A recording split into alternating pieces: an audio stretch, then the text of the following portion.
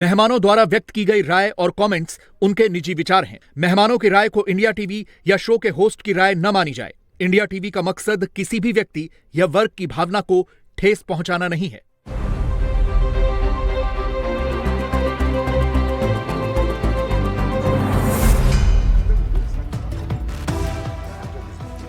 तो कॉफी पर कुरुक्षेत्र में आज हम उसी विषय पर चर्चा कर रहे हैं जिस पर सभी पूरी दुनिया भर की निगाहें टिकी हुई हैं, क्योंकि ट्रंप एक बार फिर एक ऐसा ऐतिहासिक क्षण होने वाला है अमेरिका की हिस्ट्री में। 100 साल बाद के प्रेसिडेंट ऑफिस से बाहर रहने के बाद फिर से कोई अमेरिकी राष्ट्रपति जो है ऑफिस में आज पद और गोपनीयता की शपथ लेगा। लेकिन इस शपथ लेने के बाद क्या दुनिया बदल जाएगी? क्योंकि ट्रंप तो भाई ऐसा ही दावा कर रहे हैं, एक दिन में वॉर रुकवा दूंगा। होस्टेजेस क्राइसिस जो है लगभग उन्होंने काफी हद तक कामयाबी हासिल कर ही ली है और बहुत कुछ उनके दावे हैं, बहुत कुछ वादे हैं। तो क्या दुनिया वाकई में बदलने वाली है? इसी पर चर्चा करेंगे। हमारे साथ खास मेहमान हैं, दीपक वोरा जी हैं, पूर्व राजनयिक हैं, मेजर जनरल एसबीएस स्थानस साहब हमारे साथ इस वक्त जुड़ चुके हैं और हमारे साथ तमाम खास मेहमान लगातार जुड़े हुए हैं। हमारे साथ जियोपॉलिटिकल एक्सपर्ट भी हमारे साथ यहाँ पर जुड़े हुए हैं। लगातार हम सभी का स्वागत कर रहे हैं। लेकिन सबसे पहले बात, वाकई में दीपक जी, क्या दुनिया जो है बदलने वाली है? क्योंकि ट्रंप तो भाई दावा कर रहे हैं और उनके पास खोने के लिए कुछ नहीं है अब। It's a bonus. Well, thank you very much. एक तो बहुत बहुत धन्यवाद कि आपने मुझे बुलाया, थैंक यू। और फिर जिस तरह से आप प्रोग्राम पेश करती हैं और जनरल साहब बैठे और हमारे, मेरी क्या जरूरत है यहाँ पर? I feel totally irrelevant. सब कुछ तो आप लोग जानते हैं। एनीवे, दुनिया बदलेगी, ऑफ कोर्स। दुनिया की परसेप्शंस बदल रही हैं। You know, you hate Trump और you love Trump, you can't ignore Trump. मैं मिला हुआ हूँ उनसे, अहमदाबाद में मिला था, हाउडी टेक्सास की जब मीटिंग हुई थी, आई वाज देयर। मैं आपको इतना बताता हूँ मैम कि जो कहता है वो करता है, जो करता है वो कहता है। इसकी प्रायोरिटी क्या है? मागा, मेक अमेरिका ग्रेट अगेन। प्रधानमंत्री नरेंद्र मोदी की प्रायोरिटी का भारत को उभारना है, भारत सक्षम भारत हो, श्रेष्ठ भारत हो, दैट इज हिज फिलॉसफी। और दोनों के बीच में टकराव नहीं है। मैंने कुछ नहीं किया टू हर्ट अमेरिका, अमेरिका ने कुछ नहीं किया during the last few Trump के टाइम में टू हर्ट मी। हाँ, ये बुड्ढन ने तो बहुत कोशिश की थी कि मैं, बुड्ढन नहीं था, क्या नाम था? बाइडेन, सॉरी माफ कीजिएगा, बुड्ढा है। हाँ। मैं भी बुड्ढा हो गया, 73 साल का हूं तो भूल जाता हूं नाम लोगों के। तो उसने बहुत कोशिश की थी कि आपकी पोजीशन यूक्रेन पे ठीक नहीं है, ये है वो है, but never during Trump's time और prime minister Modi's have we hurt America, not have they hurt. हमारी प्रायोरिटी, मैं very quickly I will conclude, हमारी प्रायोरिटी क्या है? We want to deal with terrorism, we want to improve trade, investment, we want peace, we don't want illegal immigration. ये priorities हैं जो आप देख रही हैं। अमेरिका की क्या priorities हैं? He doesn't want to be overly dependent on China. He wants to stop illegal immigration. He wants to fight terrorism. He wants to root out Islamic terrorism. He wants peace in the Middle East, जो हमें भी चाहिए, क्योंकि हमारा IMEC और I2, U2, B2, V2, U2, नहीं, not U2, I2, that other I2, U2, वो भी बंद हो जाए। So when you see all this, there is no area of divergence. मुझे तो तलाश करनी पड़ेगी। Finally, one American asked me when I was posted there, said, I was the first secretary. He says, what are the differences between America and India? I said, come back in 100 years, I'll find out and I'll let you know. This is my take on President Trump. जी, आप ही बताइए कि यहाँ पर अभी बतौर geopolitical expert अगर मैं आपसे समझने की कोशिश करूँ कि आपको लगता है कि पाकिस्तान में क्या कुछ बदलने वाला है? क्योंकि रिपब्लिकन हमने देखा है कि थोड़ा टाइट करके रखते हैं पाकिस्तानियों को। देखिए, एक तो पाकिस्तान में इमरान खान के जो सपोर्टर्स हैं उनकी बड़ी होप्स हैं डोनाल्ड ट्रंप के साथ कि अगर डोनाल्ड ट्रंप आएंगे तो इमरान खान को रिलीज कराएंगे। मुझे ऐसा नहीं लगता है, क्योंकि at the end of the day जो डोनाल्ड ट्रंप की पर्सनालिटी है वो एक ट्रांजैक्शनल इंसान है जिसमें कोई गलत नहीं है। बिजनेसमैन ज्यादा है। हाँ, अगर कोई इंसान ट्रांजैक्शनल है तो अगर तो और उनको जो पोलाइटली कह रहे हैं धंधे वाला है। I put it in like simply straight, businessman. तो अभी उनकी जो पहली किताब आई थी, वो अगर आप वो भी देखें तो the art of making a deal, मतलब अगर आर्मी एस्टैब्लिशमेंट अगर उनको बेटर डील ऑफर कर देती है, सो इमरान खान को अबैंडन करने में डोनाल्ड ट्रंप को टाइम नहीं लगेगा। और दूसरी चीज़ है कि डोनाल्ड ट्रंप की जो प्रायोरिटीज़ हैं वो पाकिस्तान या साउथ एशिया नहीं है। उसकी जो प्रायोरिटी है वो मेक अमेरिका ग्रेट अगेन है, सिक्योरिंग द बॉर्डर्स, अपने बॉर्डर्स को सिक्योर करना है, जॉब क्रिएशन है, अपनी इकोनॉमी को रिवाइव करना है। और जो बहुत सारे खर्चे हैं, जो ब्यूरोक्रेटिक लोड है अमेरिका के ऊपर, जो डीप स्टेट का जो स्वैम्प है, वॉशिंगटन स्वैम्प जो कहा करते थे वो, उसको क्लीन करना है। तो बहुत हरकुलियन टास्क है जिसके लिए 4 साल का समय बहुत कम है। तो वो उन चीजों को छोड़ करके साउथ एशिया में आके इमरान खान की चिंता करें, ऐसा मुझे नहीं लगता। बांग्लादेश की कर लेंगे? बांग्लादेश की मुझे लगता है कि उनकी जो टीम है, जिसमें तुलसी गैबर्ट जैसे और पीट हेग्सेथ जैसे लोग हैं, वो पसंद नहीं करते कि इस्लामिस्ट या जो कट्टरपंथी जो जिहादिस्ट किस्म के लोग हैं वो दुनिया के अलग अलग देशों में पावरफुल बने या सशक्त बने, और बांग्लादेश में हम वही होता हुआ देख रहे हैं पिछले 1 साल से तकरीबन। तो मुझे नहीं लगता कि उनकी टीम इस चीज़ को पसंद करेगी, और वो इसके ऊपर कहीं ना कोई तो एक्शन लेंगे, और वो प्रयास करेंगे कि बांग्लादेश में जो परिस्थितियां हैं वो उस रास्ते पे और आगे ना बढ़े जहां तक अब बढ़ चुकी हैं। जो आप देखें ना, बहुत सारे जो वहां पे जो सत्ता में बैठे हुए लोग हैं, जो मंत्रालय लेके बैठे हुए हैं, जो फैसले कर रहे हैं बांग्लादेश के भविष्य के, उनके रिलेशंस जो है वो आतंकवादी संगठनों के साथ रहे हैं, वो और अल कायदा जैसे। और लेकिन जो कुछ वहां हुआ वो अमेरिकन डीप स्टेट के इशारे पर हुआ, ये भी बात जो है खुलकर सामने आती रही है। लेकिन आप अगर उनका अब देखेंगे कि जो उनकी जो आप कैबिनेट कह लीजिए या उनके जो एडवाइजर्स हैं, वो उस डीप स्टेट का हिस्सा नहीं है। They are anti deep state people. और पिछली बार डोनाल्ड ट्रंप से कुछ गलतियां हुई थी एंड उन्होंने अपनी गलतियों से सीखा है। वो पिछली बार जो उन्होंने टीम बनाई थी वो बहुत एक कैजुअली उन्होंने टीम बना ली थी कि हाँ यार मेरी इसके साथ बनती है, ये दीपक साहब जो हैं इनसे मेरी दोस्ती है, तो हाँ चलो आप ये दोस्ती तो अभी भी निभा रहे हैं। एलन मस्क साहब के साथ देखिए पूरी दुनिया, एलन मस्क के साथ उनकी दोस्ती कभी नहीं रही है। ट्रांजैक्शनल हाँ, अभी हुई है। हमेशा से नहीं थी, हमेशा तो वो एंटी एलन, और एलन मस्क ने तो इनके खिलाफ फंडिंग करी है डोनाल्ड ट्रंप के खिलाफ इन द पास्ट। तो ये जो टीम आई है, ये टीम उस चीज को जो है ना लाइन डाउन नहीं लेगी, और हम एक चीज देखेंगे कि साउथ एशिया के अंदर भी बड़े परिवर्तन होंगे। और अमेरिका में डोनाल्ड ट्रंप खासतौर पे साउथ एशिया को जब भी देखते हैं तो वो चाइना के आईने से देखते हैं। हमको ये भी देखना चाहिए, क्योंकि उनको पता है कि चाइना का काउंटर कहीं से अगर एक्चुअल आना है तो वो साउथ एशिया से आएगा, भारत से, और साउथ एशिया में भी भारत से आएगा। तो भारत के साथ उनके संबंध पिछली बार भी बहुत अच्छे थे, इस बार भी अच्छे रहेंगे। कुछ लोग जो थोड़ा स्पेकुलेशन करते हैं कि जी वो इस तरह की बातें करते हैं, मैं कहता हूं कि he is on your face, he is American, he is as American can get. वो आपके फेस पे कोई चीज बोलते हैं, हाँ वो आपके फेस पे बोलते हैं कि भाई हमको ये चीज चाहिए। और हमारे जो प्रधानमंत्री जी हैं, आदरणीय प्रधानमंत्री जी, आपको पता है कि दुनिया के अगर टॉप 5 बिजनेसमैन में निकाला जाए तो एक नाम उनका भी आएगा। तो अगर डोनाल्ड ट्रंप बिजनेसमैन है तो मोदी जी भी छोटे मोटे बिजनेसमैन नहीं है। He knows the art of making the deal. तो अगर उनको कुछ लेवरेज दे करके अगर कुछ लेवरेज वहां से लेना है तो वो स्टेट्स के अफेयर्स में चलता है। हाँ, और अगर बुरी खबर है तो आप हमारे जो नेबरहुड है, नेबरहुड के लिए बुरी खबर हो सकती है, हमारे लिए अच्छी खबर है, चीन के लिए और पाकिस्तान के लिए। हालांकि सर ये कह रहे थे ट्रंप साहब कि भाई जिस दिन मैं ऑफिस संभालूंगा 24 घंटे में वॉर रुकवा दूंगा, तो वॉर रुकने जा रही है क्या? देखिए, ये तो जो उन्होंने बोला था उस समय इलेक्शन का रेटोरिक माना जाएगा एक तरीके से, लेकिन ये जरूर है कि वो कोशिश जरूर करेंगे, और कोशिश वो कर रहे हैं, और उन्होंने शुरू कर दिया है काम। हाँ, वो बोल रहे हैं पुतिन से मीटिंग फिक्स करेंगे। टीम ने भी ये माना है कि भाई 24 घंटे में तो वॉर नहीं रुकती है, उसमें वक्त लगेगा, और ये थोड़ा कॉम्प्लिकेटेड मैटर है। तो इस मामले में जहाँ तक मेरा आइडिया है कि जितनी भी लड़ाइयाँ हैं, जैसे आप रशिया यूक्रेन वॉर को ले चलें, उनका एक ट्रांजैक्शनल अप्रोच है उसमें। उनको ये लग रहा है कि अभी इसमें अमेरिका का कोई विशेष फायदा होने वाला नहीं है। अभी तक पहले लड़ाइयाँ अमेरिका करवाता था कि भाई हथियार बेचने हैं, उसमें कोई शक नहीं है कि हथियार अभी भी बेचने हैं उन्हें, लेकिन उनका नज़रिया ये होगा कि मुझे सामरिक जो मेरा प्रतिद्वंदी है वो है चीन। अगर मैं चीन के थ्रेट को ये पूरे वर्ल्ड के सामने लेके आता हूं और इंडो पैसिफिक में लेके आता हूं, तो मैं हथियार बेचूंगा ताइवान को, मैं हथियार बेचूंगा साउथ कोरिया को, मैं हथियार बेचूंगा जापान को। तो वो जो मार्केट वहां से है वो उठा के इधर ले आएंगे। वहां पे अब उनको लग रहा है कि अब जो है अब हमारे टैक्स पेयर का पैसा जाने लगा है, और अब जो हमें फायदा होना था वो विशेष फायदा वहां होने वाला नहीं है अभी यूक्रेन में। तो इसलिए उन्हें नहीं लग रहा है कि इस लड़ाई से किसी भी किस्म से कोई उन्हें फायदा होगा, तो वो जरूर रुकवाना चाहेंगे। जहाँ तक दूसरी लड़ाई का सवाल है जो मिडिल ईस्ट में हो रही थी, उसमें उन्होंने साफ बताया था कि भाई मेरे आने से पहले आप बंद कर दीजिए, और उसका फ़र्क भी हुआ। और जो नेगोशिएशन टीम में थी, हालांकि जो बाइडेन भी उसकी क्रेडिट लेना चाहते हैं, इसमें कोई शक नहीं है, लेकिन उन्होंने अपनी टीम का आदमी भेजा, और नेतन्याहू ने उसको मानने से पहले पहला कॉल उन्होंने ट्रंप को करा। तो इस चीज़ से मद्देनजर होता है, और सारे अरब कंट्रीज भी यही मानते हैं कि ये अगर समझौता हुआ तो डोनाल्ड ट्रंप के कारण हुआ, और अगर बाइडेन करा सकते तो उनको तो 8 महीने पहले करा लेना चाहिए था, उससे तो कोई विशेष फायदा नहीं हुआ। तो ये दूसरी कहानी है। बाकी जगह भी अगर आप देखें तो वो एक बिजनेसमैन है, एक बिजनेसमैन के नज़रिए से देखते हैं, डील के नज़रिए से देखते हैं, जैसे कि अभी को पैनलिस्ट ने बताया। और दूसरी चीज़ ये है कि अगर जब पूरे वॉर से किसी का फ़ायदा नहीं होता, और ना ही उनका जो उनके इंटरनल एजेंडाज हैं, वो एक सबसे स्ट्रांग रीज़न है जिसके कारण वो वापस इलेक्ट हुए हैं। और उनका इंटरनल एजेंडा डिस्टर्ब होता है वॉर से।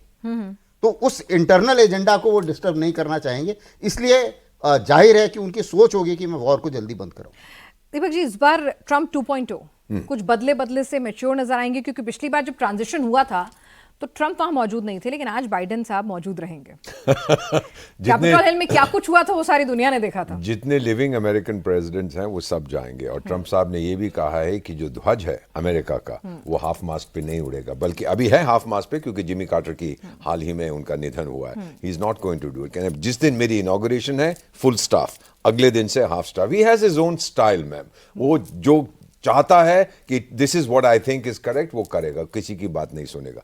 आज मार्टिन लूथर किंग डे भी है, 3rd Monday ऑफ जनवरी, और याद है आपको कि मार्टिन लूथर किंग जो भारत से बहुत प्यार करते थे, his wife Coretta, whom I knew well, had told me that he was a great believer in karma, Martin Luther King। वही हम देख रहे हैं। आपने मुझे व्हाइट हाउस से निकाला, अब मैं आपको व्हाइट हाउस से निकाल रहा हूं, पहिया पूरा घूम गया।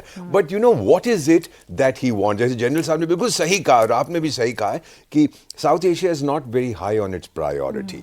उसकी टॉप प्रायोरिटी जंग रुकवाना था। मुझे मिडिल ईस्ट में क्या कहा था, अगर आप लोगों ने हॉस्टेजेस को रिलीज नहीं किया आग लगा दूंगा middle east, all hell will break loose. इतने डर गए जो एवरीवन, हाँ, ये नहीं बोला कि इसी पर इतने डर गए ये लोग कि जल्दी जल्दी जल्दी। ये तो मेरा ख्याल है कि अगर उनके पास अभी 100 हॉस्टेजेस हैं वो 300 को रिलीज कर देंगे। अजी भूल गए थे ये भी, पहले इनको भी साथ में ले जाओ। That was first. Second is Ukraine. Ma'am Ukraine की बात कर रहे हैं, जनरल साहब ने अभी जिक्र किया, इतनी जल्दी नहीं होगा। I will tell you the way out ma'am. If I were Donald Trump I will pull out. जाओ यूक्रेन, अमृतसर के छोले का, 24 घंटे में जंग खत्म हो जाएगी, उसमें ताकत नहीं है मैम। वो बुरी तरह से हार चुका है, and he has insulted America by saying, वो बेवकूफ है ना, वो सर्कस का जोकर जो बेगिंस्की, क्या नाम है उसका, ज़ेलेंस्की। हाँ वही बेगिंस्की, बेग करता रहता है ना, माफ करना। तो वो क्या बोला था उसने, वो जो टीवी इंटरव्यू न्यू ईयर पे, कि मुझे बुलाया था लेकिन मेरा देश जंग में है तो मैं नहीं गया। Hey, come on, when the American president invites you, a beggar like you will run.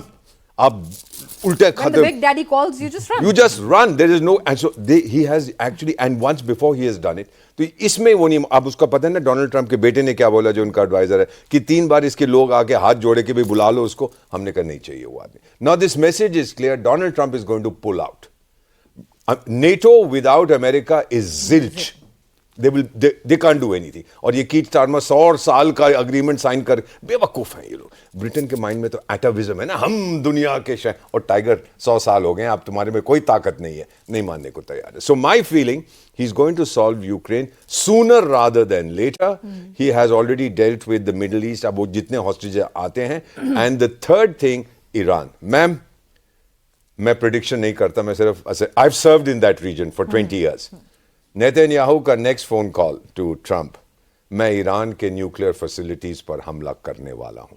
Trump ने क्या कहा था जब पहले नेतन्याहू बोला I am going to hit Iran, तो ये बुड्ढन साहब बोले देखो उनकी न्यूक्लियर फैसिलिटीज को हाथ मत लगाना, बाकी सब चीज को ठोको। ट्रम्प ने क्या बोला, अरे उसी को तो मारना है, और किस चीज को हमने वहां मारना है। And if he does that, and if Trump says yes or no, I don't know what he'll say. He'll probably say, मैंने ये बात आपकी सुनी नहीं जो करना चाहते हो। I can't hear you, मेरे कान में कोई करो। And if that happens, all hell will break loose in the middle. Although all the Arab world would be ecstatic कि ईरान को खत्म कर दिया। आपको लगता है ऐसा हो सकता है?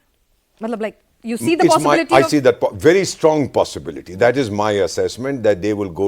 America needs wars. It's a country of forever war. General साहब यहाँ हमारे बैठे, he's a general of peace. उनके तो generals of war है, वो सब जंग चाहते हैं। डिफेंस इंडस्ट्री का क्या होगा? और डीप स्टेट का फाइनली हम लोग सोचें कि पता नहीं क्या चीज है।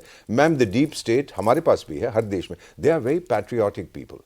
It's a government within a government. लेकिन प्रॉब्लम तो यहाँ पर है, यही मैं आपसे पूछूंगी कि डीप स्टेट, इनकी तो पूरी लड़ाई ही डीप स्टेट के साथ है। ये तो साफ खुलकर बोलते आए हैं डीप स्टेट के खिलाफ। Ma'am, there are people who disagree with the elected government. They are an unelected government. हाँ, so that's what I'm saying. तो इन्होंने तो सीधा सीधा पूरी लड़ाई छिड़ी हुई है। आमतौर पे डीप स्टेट जो है आपकी गवर्नमेंट के लिए काम करता है, आपके जो ऐसे बहुत सारे काम होते हैं जो आपको आइडियोलॉजिकल पूरा एक वॉरफेयर लड़ना होता है, वो सब काम होते हैं। तो ट्रम्प तो अपने ही देश के डीप स्टेट से लड़ेंगे।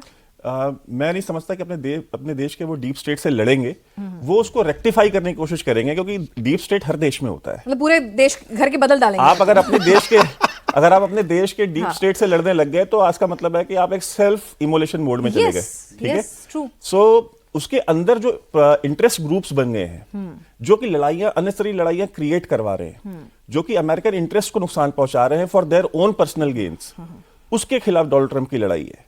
कि अगर कोई, जैसे यूक्रेन में जो वॉर है, इट वाज अनकॉल्ड फॉर, लेकिन आपने पहले अपने डिप्लोमेटिक चैनल्स को यूज करके पहले आपने खुद का जो एग्रीमेंट किया हुआ था रशियंस के साथ, आपने वो वायलेट किया कि भाई ठीक है, अपना विस्तार जो है वो पूर्वी जर्मनी के आगे नहीं करेंगे, लेकिन आप यूक्रेन तक पहुंचे। पहले आप क्रीमिया गए, फिर आप यूक्रेन गए।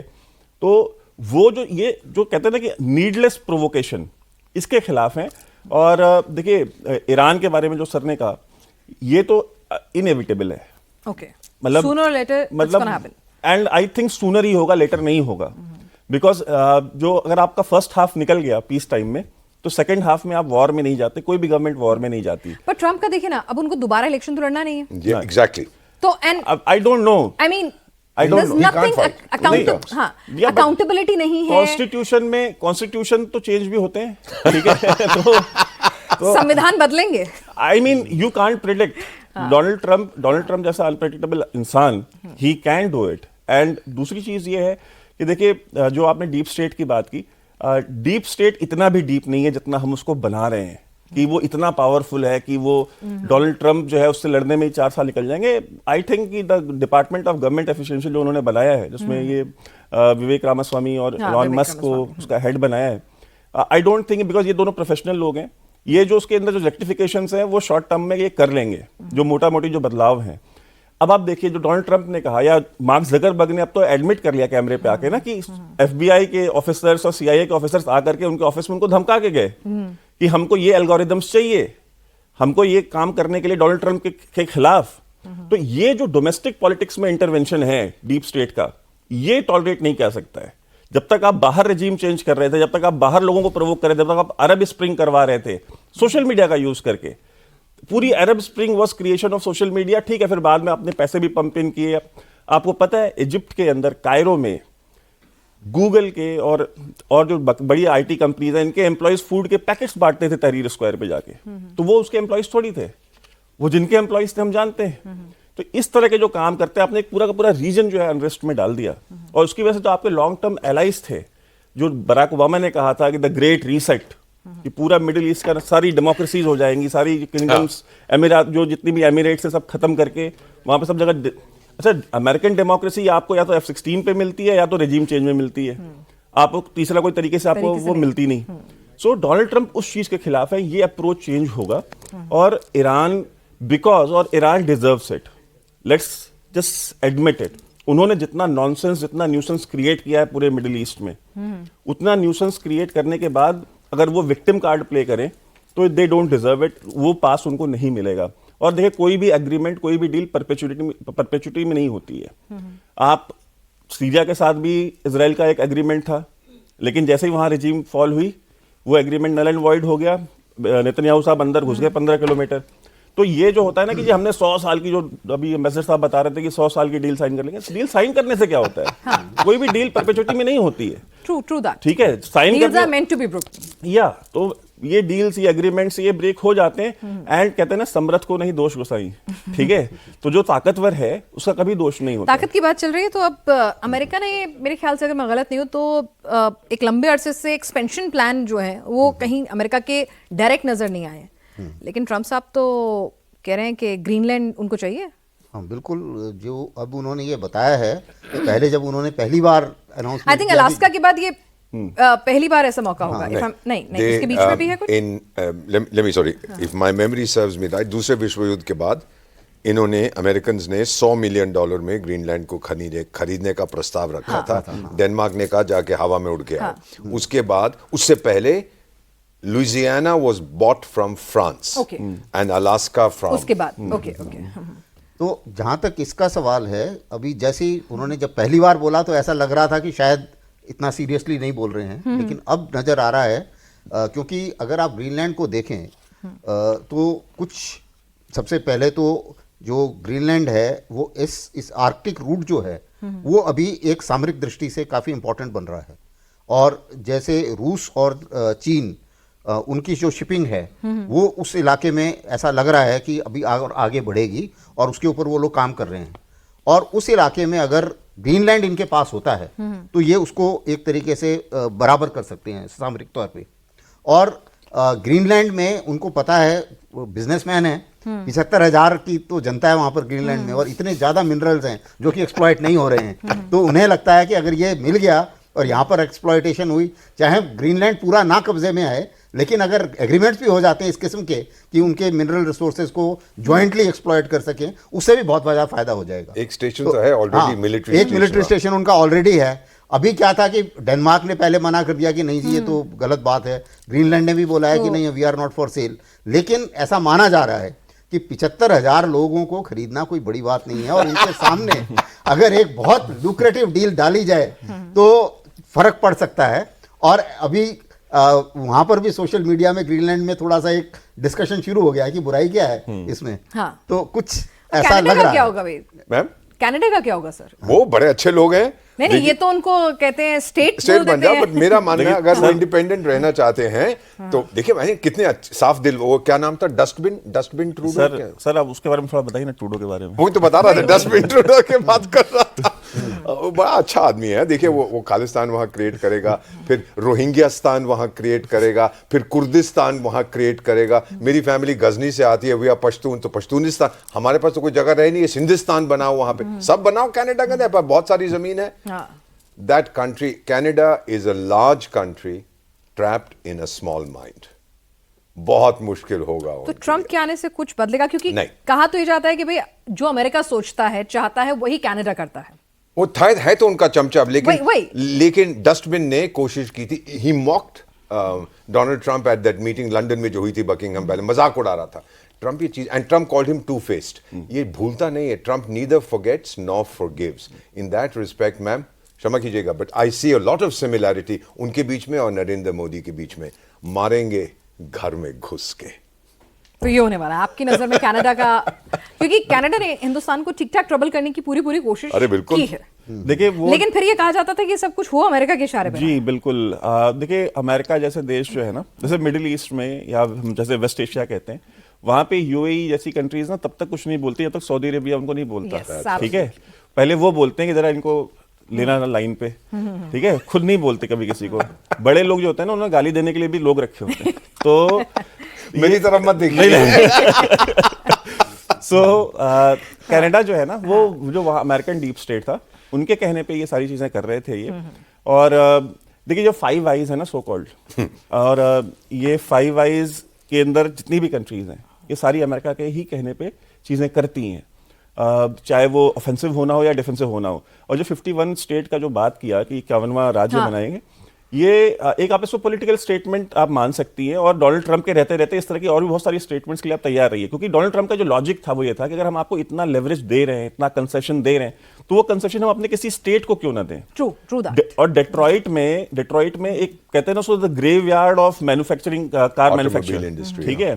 तो ऑटोमोबाइल इंडस्ट्री, वहां दुनिया की भर की कंपनियां बंद पड़ी हुई हैं, इंडियन कंपनियां, महिंद्रा जैसी कंपनियां जाकर के वहां पे वो बंद फैक्ट्रियां खरीद रही हैं और वहां मैन्युफैक्चर कर रही हैं। तो डोनाल्ड ट्रंप का ये आर्गुमेंट है कि भाई हम मेनली हम आपसे कार से ये इंपोर्ट करते हैं, ठीक है, 20% कार्स जो अमेरिका में आती हैं वो कनाडा में मैन्युफैक्चर होती हैं। उनका ये कहना है कि भाई तो ये जो लेवरेज है ये हम अपना डिट्रॉइट के लोगों को क्यों ना दे। डिट्रॉइट के वहां पे अगर हम कंपनियों को दे दें इतना अगर कंसेशन, तो हमारी अपनी खुद की इंडस्ट्री बन के खड़ी हो जाएगी। और ऐसी कोई चीज नहीं है, डेयरी प्रोडक्ट्स जो दूसरा सबसे बड़ा इंपोर्ट है, कहते हैं वो डेयरी प्रोडक्ट्स हम उनसे ज्यादा मैन्युफैक्चर खुद करते हैं, तो हम खुद क्यों नहीं कंज्यूम कर रहे हैं उसको। तो ये लॉजिकल चीजें हैं। और इस तरह के स्टेटमेंट्स, देखिए मैंने कहा ना, डोनाल्ड ट्रंप का जो पर्सनालिटी है वो अनकन्वेंशनल है, अनप्रेडिक्टेबल नहीं है। लोग उसको अनप्रेडिक्टेबल बोल रहे हैं कि वो अनप्रेडिक्टेबल है, कब क्या कर देगा कुछ नहीं पता। सबको पता है कि what will he do, he is just looking for a good deal. आप उसको वो अच्छी डील दीजिए एंड ही इज प्रेडिक्टेबल, ठीक है, you know what he will do, ठीक है। इंडिया के साथ भी यही चीज, और इंडिया को ये चीज पता है। सर खुद डिप्लोमेट रहे हैं, इंडियन डिप्लोमेट्स दुनिया के मैं मानता हूं सबसे बेहतरीन डिप्लोमेट्स हैं, ठीक है। फिर से बोलिए। इंडियन डिप्लोमेसी आप देख लीजिए, आज की डेट में दुनिया में इंडिया इकलौता देश है, या प्रधानमंत्री मोदी जी इकलौते प्रधानमंत्री हैं। डिप्लोमेसी तो हमारी अच्छी है ना, कि रशिया के साथ भी हमारे अच्छे संबंध है, अमेरिका के साथ भी हैं। जी, और हम ईरान से भी बात कर सकते हैं, हम इजराइल से भी बात कर सकते हैं, ठीक है। तो ये हमारे डिप्लोमेट्स की जीत है। उन्होंने ऐसी डिप्लोमेसी 70-75 साल में इस देश में बनाई है कि आपके पास जो कहते हैं ना कि जो फ्रीडम ऑफ नेविगेशन वो वाला नहीं, बट इंटरनेशनल रिलेशंस वाला वो आपके पास हमेशा रहता है। And we have the best military in the world. Yeah, That's that's true, Prateek that's true, Muskar. sir. तो अभी अगर देखें तो हिंदुस्तान के लिहाज से अगर आपको लगता है ये जो ट्रांजिशन हुआ है, ये जो सत्ता का चेंज हुआ है, ट्रंप और मोदी जी के बीच में एक बॉन्डिंग तो हमेशा देखी है और दोनों मास लीडर्स हैं, अपने एक अलग तरह से चलते हैं और सर जैसे सिमिलरिटीज की बात कर रहे हैं, तो बहुत कुछ हम देखेंगे इसमें, कुछ बड़े फैसले, कुछ बड़ी मूव दोनों देशों के बीच में। बिल्कुल कोऑपरेशन ज़्यादा बढ़ेगा, क्योंकि अगर आप एक चीज़ देखें, दोनों को पहले अमेरिका पाकिस्तान को फेवर किया करता था, लेकिन जो एक सबसे बड़ा कॉमन फैक्टर हम दोनों के बीच में आया वो था चाइना का राइज होना और चाइना का थ्रेट, और उस चाइना के थ्रेट ने भारत को और अमेरिका को साथ लाके खड़ा कर दिया। और प्रेसिडेंट ट्रंप जो है वो भी अपना दिमाग रशिया से हटा के, यूरोप से हटा के थोड़ा इधर चाइना की तरफ ले जाना चाहते हैं। तो जाहिर है कि उसमें अमेरिका भारत की भूमिका काफ़ी महत्वपूर्ण है और उसमें काफ़ी ज़्यादा संभावना है कोऑपरेशन की। उसी मुताबिक वो भारत से क्या चाहते हैं, क्योंकि वो डील मेकर हैं। हाँ, मतलब जाहिर ऐसा है नहीं कि वो होगा। अपना काफ़ी सारे सामान बेचना चाहेंगे, लड़ाई का साजो सामान बेचना चाहेंगे इंडिया को, जितनी डील्स अभी फंसी पर हुई इंडिया थी। तो अपने फायदे से लेता है, जब उसको हाँ, S-400 तो लेगा। खरीदना था तो उसे खरीदना था। वो तो ये डील मेकिंग का कंपटीशन होने वाला है, इसमें कोई शक नहीं होना चाहिए, और हम उससे भाग नहीं सकते। चाहे वो टैरिफ की बात हो, टैरिफ का जो उनका नजरिया सबके लिए है, भारत के लिए कोई स्पेशल नजरिया नहीं है। जो नजरिया उनका अमेरिका के लिए, वो चाइना के लिए, हमारे लिए है, वही बाकी सबके लिए है। लेकिन चाइना तो के डील साथ हमें बनाना पड़ेगी। एक चीज बस मैं ऐड करूंगा कि देखिए डोनाल्ड ट्रंप को ये बात पता है कि नेटो जो है वो कहते हैं कि बिल्कुल ब्लड सकिंग एक ऑर्गेनाइजेशन बन गई है अमेरिका के लिए, क्योंकि सारा पैसा जो है नेटो कंट्रीज जो है वो अमेरिका से लेती हैं। वो सारा नेटो का इंफ्रास्ट्रक्चर, उनका खर्चा सब अमेरिका। इंडिया अपनी डिफेंस रिक्वायरमेंट्स के लिए डिपेंडेंट नहीं है अमेरिका के ऊपर, इंडिया अपनी जेब से खरीदता है, ठीक है, नॉट लाइक नेटो। या साउथ एशिया में पाकिस्तान को देख लीजिए, वो यूएस एड के ऊपर जो है चीजें लेते हैं, या यूएस एड के ऊपर या वर्ल्ड बैंक या आईएमएफ जैसी संस्थाएं जो कि एक तरीके से अमेरिकन संस्थाएं ही हैं, उनके ऊपर डिपेंड करते हैं।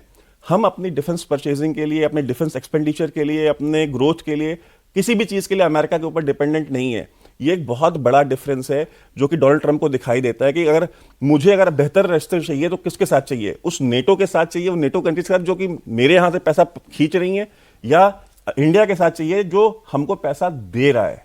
सो Donald Trump as a businessman India के साथ नेटो से भी ज्यादा बेहतर रिलेशंस और यही मैं बताना चाहूंगा, क्योंकि देखिए जो ट्रेड इम्बैलेंस है, हमारा ट्रेड सरप्लस है अमेरिका को की तरफ, उसको भी वो बराबर करना चाहेंगे। तो उसमें वो बराबर तभी होगा, वो बेचेंगे सामान। तो वो भारत को, अच्छा दूसरा एक इतना बड़ा कंज्यूमर मार्केट है इंडिया, उसको भी वो टैप करना चाहेंगे। तो उसमें भी उनकी एक तरीके से इंटरेस्ट है। और इसी के साथ साथ जो बाकी चीज़ें जो हैं, अगर बाकी रिलेशंस, ट्रेड रिलेशंस की बात करें, इस जो चीन को अगर किसी भी तरीके से घेरना है, क्योंकि ये चीन के साथ कंपटीशन बढ़ने वाला है, इसमें कोई शक नहीं है। हालांकि अभी जरूर उन्होंने शी जिनपिंग को बुला लिया। चीन के साथ उनकी एक दिक्कत ये भी है सर, हाँ। यही मैं आपसे समझना चाहूंगी कि सबसे बड़ा चैलेंज इस वक्त अमेरिका के पास, पहले उसके पास साइंस एंड टेक्नोलॉजी में एक एडवांसमेंट रहता था, एक अपर हैंड रहता था। अब चाइना उनके गर्दन तक आके खड़ा हो गया उस मामले में। मैम आई थिंक वो सुप्रीमेसी ऐसा कहा जा रहा है, मतलब I don't think it's true. Leadership, technological innovation, जहां आपका जो एनवीडिया है और जो देश कोको कोला बनाता है और जो देश बाकी चीजें माइक्रोसॉफ्ट जहां पर है एटसेट्रा, वहां उसका मुकाबला नहीं है ma'am. They are way ahead. वो कहने को दिल को, हमने देखी है चीन की हकीकत, लेकिन दिल के खुश रखने को गालिब, ये ख्याल अच्छा है। ये प्रोग्राम, इसका जो आपने मागा का जिक्र किया, मेक अमेरिका ग्रेट अगेन, एक उसका दूसरा कंपोनेंट भी है, वो है मकपा, मेक चाइना पुअर अगेन। ये करना चाहता है शिफ्टिंग देयर फैक्टरीज। आपने मागा का जिक्र किया तो भाई H1B1 वीजा जो है, जब आप मेक अमेरिका ग्रेट अगेन की बात करते हैं, पहले एलन मस्क भी कह रहे थे कि भाई बुला लो, पूरी एक डिबेट चली थी वहां पर कि भाई नहीं, हमें अच्छा ब्रेन प्रोक्योर करना होगा। लेकिन अब अगर आपको मेक अमेरिका ग्रेट अगेन है तो फिर उसका क्या होगा? उसको जरूरत है ना, he needs Indian brain power. We are the youngest country in the world. We are the That's best true, country in the वहां world. पर आपस इंटरनल डिबेट भी मैं है वो सर। डिबेट तो चलती रहेगी। वो डिबेट ज्यादातर उन लोगों के साथ है जो इलीगल माइग्रेंट्स हैं, And those who are not qualified. Indians जितने भी टैलेंटेड हैं वो सब लीगल माइग्रेंट्स हैं। उसे लीगल माइग्रेंट से कोई विशेष तकलीफ नहीं है। और उसके साथ अभी एलॉन मस्क भी लगा हुआ है, उसको भी चाहिए इंडियन ब्रेन। तो इंडियन ब्रेन की रिक्वायरमेंट है, और इसलिए जो फर्क पड़ेगा वो होगा इलीगल माइग्रेंट्स को, चाहे वो बांग्लादेशी हो, चाहे पाकिस्तानी हो, चाहे कुछ इंडियन हो जो कमीशन लेके या ट्रैवल करके अगर एलोन मस्क को इंडियन ब्रेन चाहिए, मैं अप्लाई करता हूँ नौकरी के लिए, मुझे नंबर दीजिए। By the way, your program is going live just now. So this is a live show. Yes, it is a live show. Somebody has sent me a message saying they are watching this. Okay, great. Amazing, right? और आपकी तारीफ कर रहे हैं। We are glad. मेरी नहीं कर रहे, आपकी तारीफ कर रहे हैं। Thank you very much. तो अब वैभव जी ये बताइए कि आपको वाकई में क्या लगता है, अभी हम क्लोज कर रहे हैं कार्यक्रम को यहाँ पर, आखिरी के 5 मिनट बचे हैं, आप सभी से ये सवाल मैं लूंगी एक एक करके, क्या लगता है कि भाई ट्रंप के आने के बाद दुनिया में ऐसे कौन से 5 बड़े बदलाव आने वाले हैं? पहला तो ये हमने ये देखा था जो पिछले 4 साल में एक जो इस्लामिस्टों का एक राइज जो शुरू हुआ था, चाहे वो वेस्ट एशिया में हो चाहे साउथ एशिया में हो, ये अब इसके ऊपर आप देखेंगे कि इसके ऊपर एक स्टॉप लगेगा, और पूर्ण विराम लगने में तो समय लगेगा क्योंकि अमेरिका ने बहुत दशकों निकाले हैं इस चीज़ को क्रिएट करने में। तो जैसे आपने देखा सीरिया में अल-जुलानी को आपने देखा है, बांग्लादेश में देखा आपने मोहम्मद यूनुस को, तो ये जो मतलब वो लोग जो कि अपने रेजिडेंट वेलफेयर एसोसिएशन का भी चुनाव नहीं जीत सकते, वो देश के प्रधानमंत्री राष्ट्रपति बने बैठे हैं, तो ये तो एक चीज़ चेंज होगी। इवन आप पाकिस्तान में भी फॉर दैट मैटर आप देख लीजिए, तो इसके अंदर बदलाव आएगा। दूसरा बदलाव मैं ये देखता हूँ कि जो चाइना सेंट्रिक एक दोबारा से एक अमेरिकन फोकस आएगा कि चाइना को किस तरह से काउंटर करना है। ईरान की लाइफ, मतलब ईरान एक तरीके से आप कह रहे हैं वेंटिलेटर पे है इस समय, ठीक है, वेटिंग की, मतलब वो वेंटिलेटर हट जाएगा कि वो वेंटिलेटर पे मतलब कब वो डोनाल्ड ट्रंप को खींच लेगा वो जो है। चौथा बदलाव मैं ये देखता हूं कि इजराइल के अंदर ये जो हमास और ये जो the so called axis of resistance बनाया था जो कि एक्सेस ऑफ ईविल है, तो वो उसका भी मैं देखता हूं कि उनके ऊपर बहुत बड़ी कार्रवाई शुरू होगी, चाहे वो यमन में हुथीस के ऊपर हो चाहे वो हिजबुल्लाह के ऊपर हो। ये एक देखता हूं। और पांचवा बदलाव मैं ये देखता हूं कि जो एक यूरोप में एक वॉर क्रिएट करने की कोशिश की जा रही थी रशिया के बॉर्डर पे, कि और वो कॉन्फ्लिक्ट एक सुसाइडल किस्म का कॉन्फ्लिक्ट है। यूर मतलब अब cold war was cold only in north America, it was very hot in Asia, ठीक है। तो आप जो यूरोपियन कंट्रीज हैं वो भी नहीं अफोर्ड कर सकती कॉन्फ्लिक्ट विद रशिया, और जर्मनी जैसे देश तो डिपेंड करते हैं for their gas and all everything, और सर्दियां काटनी मुश्किल हो जाएंगी। एंड जो स्ट्राइक पुतिन ने की थी, अगर आपको याद हो, कि most lethal non nuclear attack जो उन्होंने मिसाइल अटैक किया, सो आई मीन उसके बाद एक सिग्नल गया है एंड यूरोपियंस आर स्कैर्ड। ठीक है सर, आपको क्या लगता है सबसे बड़ा एजेंडा क्या लेके ट्रंप चलेंगे? 60 काइनेटिक कॉन्फ्लिक्ट्स आज दुनिया में चल रही हैं, किसी ने असेसमेंट किया, एक दूसरे को गोली चला रहे हैं। When he comes, first thing he will do, he needs it America की डेवलपमेंट के लिए, make the world a more peaceful place, reduce the number of kinetic usually America conflicts. is known other And way. let me look straight into the camera and say, welcome President McDonald Trump, not McDonald Trump, Donald Trump. We love you. Come in. जल्दी आइए, Okay जल्दी sir, आइए। your last take कि क्या finally आपको लगता है कि Sorry. जो वेस्टर्न सो कॉल्ड जैसे बोलते थे ना कलेक्टिव वेस्ट, उस कलेक्टिव वेस्ट में अभी आप देखेंगे काफी हद तक थोड़ा थोड़ा बिखराव आएगा, क्योंकि एक अभी European council of international affairs ने एक सर्वे कराया था, और उसमें प्रेसिडेंट ट्रंप के आने से सबसे ज्यादा खुश कंट्रीज तकरीबन का 20 कंट्रीज का उन्होंने सर्वे किया था। सबसे ज्यादा खुश है इंडिया, और उसमें रूस और चाइना भी खुश थे। और सबसे ज्यादा जो दुखी हैं वो है यूरोप, यूके और साउथ कोरिया। तो ये एक तरीके से जो ढांचा बन रहा है, डायनामिक शिफ्ट पूरा का पूरा, अगर ऐसा होता है आगे साउथ कोरिया को लगता है कि वो फिर जाके हाथ में लाएगा किम जोंग उन से, और मेरे को तकलीफ हो जाएगी, उसको दुनिया बदल रही है। Trump can do anything। चलिए आप आए और लगातार हम लोगों ने कॉफी पर ये पूरा चर्चा की है, ट्रम्प 2.0 कैसा होगा। ये हमारी सिर्फ चर्चा थी, लेकिन ट्रम्प के बारे में कुछ आप प्रिडिक्ट नहीं कर सकते, हालांकि वैभव ने कहा प्रिडिक्टेबली अनप्रिडिक्टेबल है। तो आज के लिए बस इतना ही।